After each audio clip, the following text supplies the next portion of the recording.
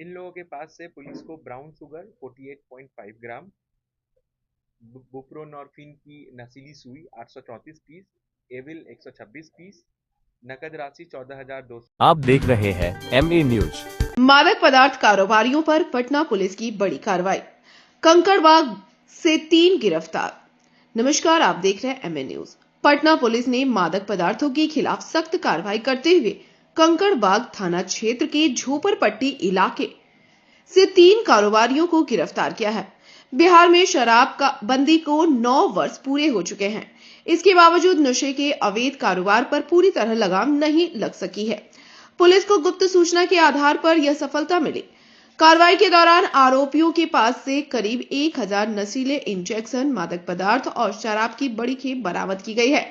जांच में सामने आया है कि गिरफ्तार कारोबारी खास तौर पर छात्रों को निशाना बनाते थे और उन्हें नशे का इंजेक्शन लेने के लिए सुरक्षित ठिकानों भी उपलब्ध कराते थे।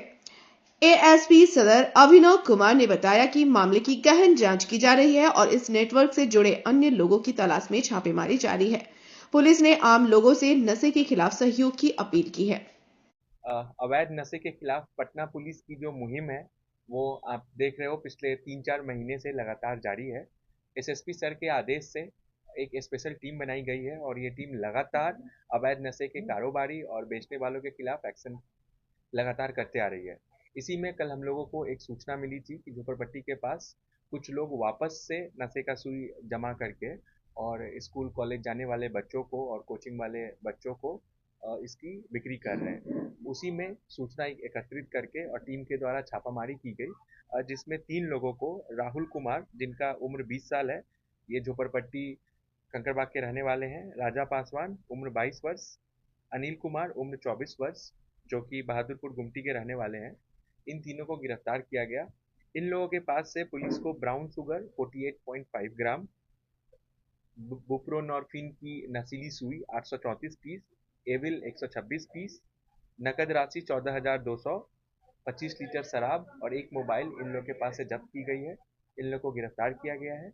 इन लोग के द्वारा पुलिस को सूचना दी गई है कहाँ से ये, किसके थ्रू ये सोर्स करते थे, किस तरीके से ये सेल कर रहे थे, उस पर भी पुलिस की कार्रवाई जारी है। आपसे कितने दिनों से ये बेच रहे थे यार? इसमें जो मेन है ये राहुल कुमार है। इनके द्वारा बताया गया है कि ये पिछले 3-4 महीने से मेन रूप से बेच रहे थे और इसी में इन लोग के द्वारा एक नया चीज़ भी बताया गया है कि अपने झोपड़ी में ही ये अब नशे की सुई लेने का भी जगह प्रोवाइड करना शुरू कर दिए हैं, जो कि बड़ा ही गंभीर विषय है। और आप लोग के थ्रू हम परिजनों से फिर से रिक्वेस्ट करेंगे कि बच्चों पे ध्यान रखें, उनको समझाएं कि नशे की लत का क्या दुष्परिणाम है। मानसिक और शारीरिक दोनों लॉस बहुत ज़्यादा है उससे। बच्चों को समझाना है ताकि डिमांड भी क्रिएट ना हो। सप्लाई के विरुद्ध पटना पुलिस लगातार काम करते आ रही है। आगे भी आप और इससे भी बड़ी उपलब्धियां देखोगे। बाजार में कोई आपराधिक इतिहास है क्या? इन तीनों का तो आपराधिक इतिहास नहीं मिला है, बट ये तीनों जिनके साथ मिल करके काम कर रहे थे, जैसे कुछ समय पहले हम लोग ब्रजेश को गिरफ्तार करके 16,000 से अधिक सुई के साथ और 76,000 नशे की टैबलेट्स के साथ भेजे थे। ये लोग उनसे भी सप्लाई लेते थे।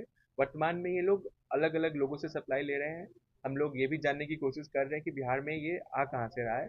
बहुत जल्दी हम वहाँ तक उनके ऊपर भी कार्रवाई करेंगे। ये लोग पार्टनरशिप में बेच रहे थे कि अलग अलग जगह बेच रहे इनका कहना है, इनके द्वारा और भी नाम दिया गया है कि वहाँ पे और भी कुछ नाम ये प्रोवाइड किए हैं जो लोग इंडिविजुअली इंडिविजुअली सेल करते हैं। इनका एमओ यही है, मलाई पकड़ी 90 फीट रोड से लेकर के झोपड़पट्टी तक घूम घूम करके बेचना। ये बल्क में सप्लाई भी करते हैं, अगर कोई और बेचना चाहे उसको भी अलग अलग जगह पे ये लोग सप्लाई करने का भी बात स्वीकार किए हैं। थे? कितने का बेचते थे? इनका प्रोक्योरमेंट कॉस्ट अगर आप एमआरपी देखो इस पे तो ये 30 से 40 रुपए की आती है। इसको ये लोग 70 से 80 रुपए में इंडिविजुअल शीशियाँ बेचा करते हैं। नशा लेने के लिए सर, जो जो जगह देते मादक थे उसका पदार्थ पैसा बता रहा है, पैसा भी लेते थे किस तरह से? हाँ, उसी का इनके पास से 14,200 रुपये जो है वो भी इनका किसी के पास से मिला। इसमें राहुल कुमार के द्वारा एक्सेप्ट किया गया है कि ये रोजाना 300 से 500 पीस नशे की सुई जो है बेचा करते थे और उनके द्वारा ये बताया गया कि जो चाहे उनको वो अपनी झोपड़ी में ही बैठ करके सुई लेने भी किस देते तरह हैं। के इंतजाम होते थे झोपड़ी में नशा लेने के? अभी तो जैसा हमारा जांच है उसमें सिर्फ नशे के सुई लेने का है और कुछ के पास से हम लोग को ब्राउन शुगर भी बरामद हुआ है। क्या आगे लगता है कि नशे के सौदागर के जो है वो स्कूल और छात्र जो है वो पा सकते हैं? बिल्कुल इनका इनका ये कोशिश है कि यंग जो बच्चे हैं वो ले, आदत लगे और ये उनको बेचे। और हम लोगों की पूरी कोशिश रहेगी कि इसमें जितने लोग भी इन्वॉल्व है सबके सब गिरफ्तार हो और जेल जाएं। कहाँ से लाते थे? वो अभी जांच का विषय है, हम लोग के पास वो संपर्क में है क्या? सॉरी कोई मित्र स्टोर वाला संपर्क में है क्या? जो नकली खिलाते थे? मेडिकल सुई के थ्रू नहीं, मुख्यतः ये लोग कुरियर के थ्रू बाहर से मंगवाते हैं पार्सल। उसका भी चेन हम लोग को पता चला है। ये कुरियर से ला करके अलग अलग जगह पे इनका पार्सल्स आता है, वहाँ ये एकत्रित करते हैं, घर पे या गोदाम में ये एकत्रित करके रखते हैं। पीछे हम लोग कुछ गोदाम का भी भंडाफोड़ किए थे।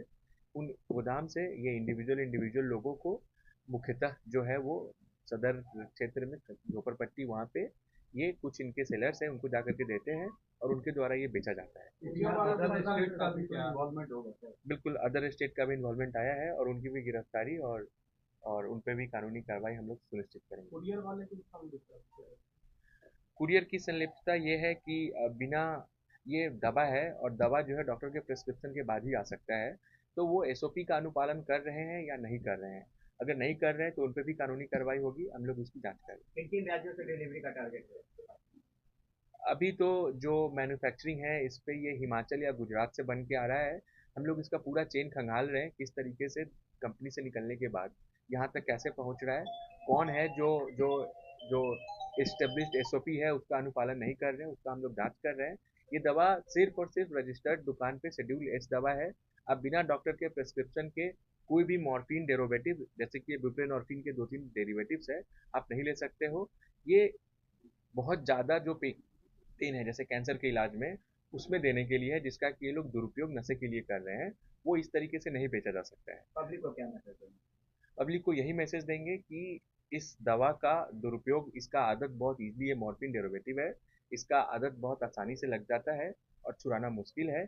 एक बार आदत लग जाने के बाद स्पेशली यंग बच्चों में मानसिक और शारीरिक विकास रुक जाता है और बहुत अधिक दुष्परिणाम है, इसके कैंसर होने के भी इससे खतरा है।